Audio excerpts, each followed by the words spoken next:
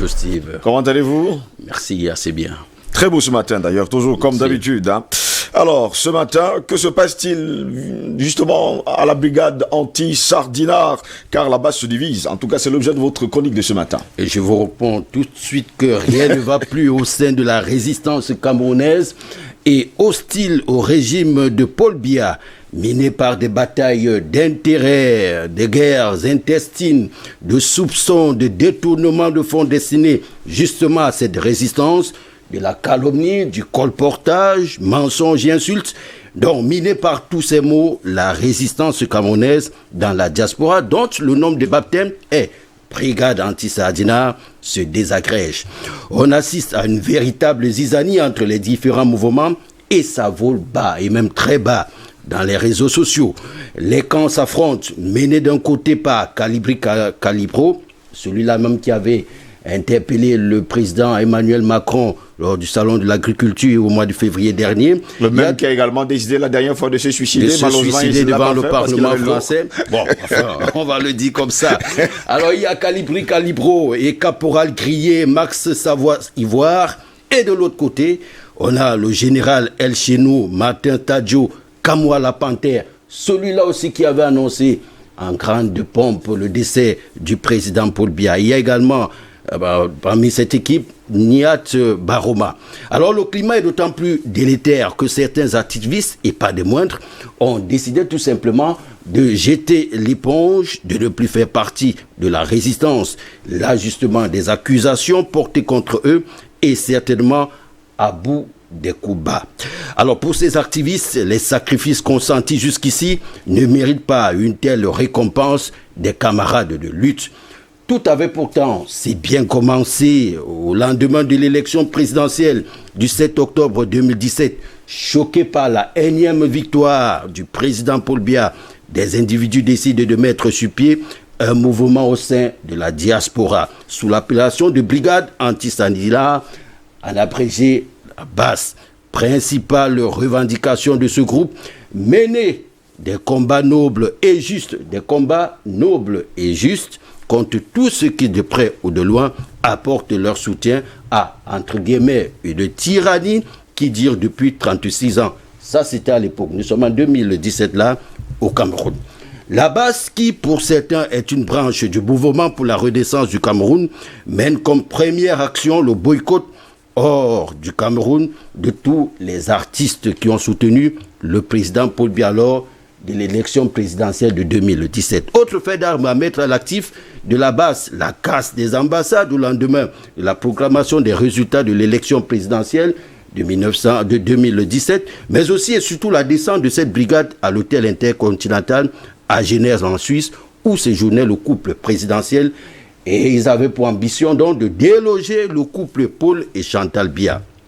Cette descente du 29 juin 2017 s'était d'ailleurs soldée par des affrontements entre Sardinard, ceux qui supportent Paul Biya, dont les pro-Biya, et la base anti-Biya. Cela avait valu, vous vous souvenez, l'intervention de la police genevoise.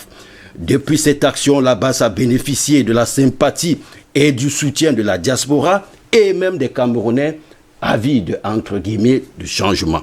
Pour qu'un mouvement comme celui-là, la base vive, il faut de l'argent. Beaucoup d'argent. La collecte a donc été faite au nom du changement. De nombreux Camerounais n'ont pas hésité à mettre la main à la poche pour financer les actions. Et pour mieux aguicher les patriotes, les vrais, on s'est servi du nom de Maurice Kamto. Je ne saurais vous certifier si c'est avec son assentiment ou pas. Toujours est-il que la récolte a été fructueuse. Et c'est de là qu'apparaissent les premières divisions, les premières fissures. Ce qui se passe dans la base peut être interprété de diverses façons. Mais ce qu'il faut surtout retenir, c'est cette faiblesse des Camerounais à ne jamais aller au bout de leurs intentions quand ils sont regroupés au sein d'un mouvement. Le passé avec les partis politiques qui ont fini presque tous à se cogner contre un mur n'a jamais servi de leçon. Et même jusqu'ici, la base était devenue la terreur, il faut le reconnaître, du régime de Yaoundé. La désunion va davantage l'affaiblir et donnera au parti au pouvoir l'impression d'être inébranlable. Les partis politiques sont quasiment devenus de simples faire-valoir, et on ne me dira pas le contraire. La société civile presque inexistante, les médias pour la plupart à la solde du pouvoir de Yaoundé. L'espoir infinitésimal reposait sur une diaspora responsable, engagée et financièrement indépendante, critique et prête à soutenir, entre guillemets, un peuple. Dommage.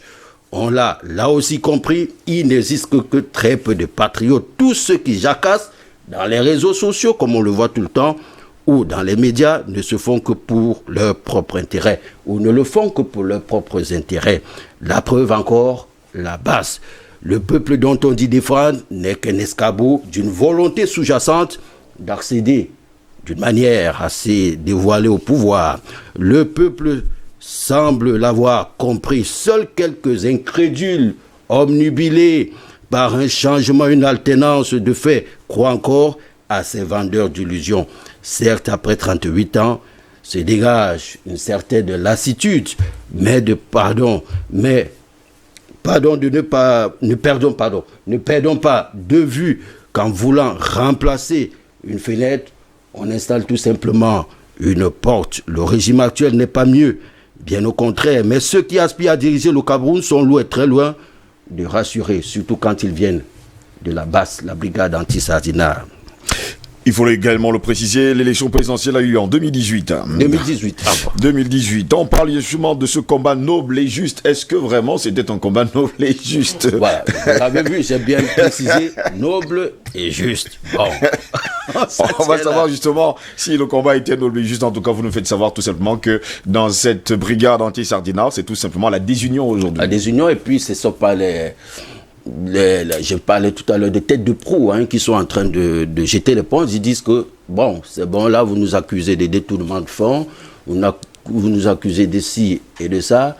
Maintenant, on abandonne le combat, on vous dit de continuer, et on s'occupe maintenant de notre famille. C'est comme si avant, il n'avait pas de famille. Enfin, le problème, c'est qu'ils disent toujours qu'ils s'opposent à Paul Biya. Il reste aussi le régime de Yaoundé, mais il se retire. Il n'y a plus de combattants.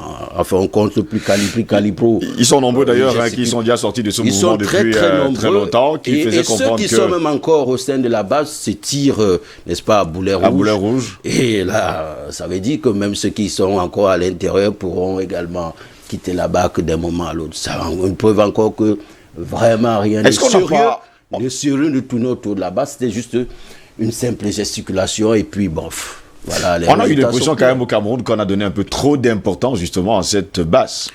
Justement parce qu'on a craint ces actions sur le terrain. Quel genre d'action d'ailleurs qu'ils avaient? Non, bon, enfin, vous savez que le chef de l'État, Paul Biya, bon, vous voyez, depuis un moment, il évite ce genre de situation.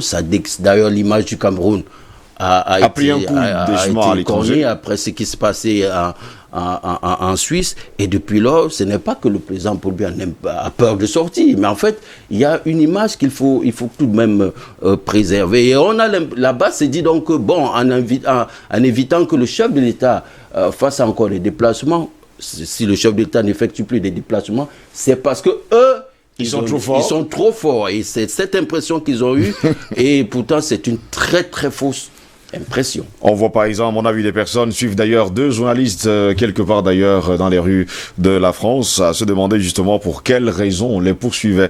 Allez savoir, quand vous parlez d'un combat juste et noble, ça reste à savoir en tout cas entre guillemets. Merci en tout cas à vous d'avoir été là ce matin. Merci pour cette belle chronique de ce mercredi. Au plaisir de vous retrouver, si Dieu le veut bien, demain pour une nouvelle édition.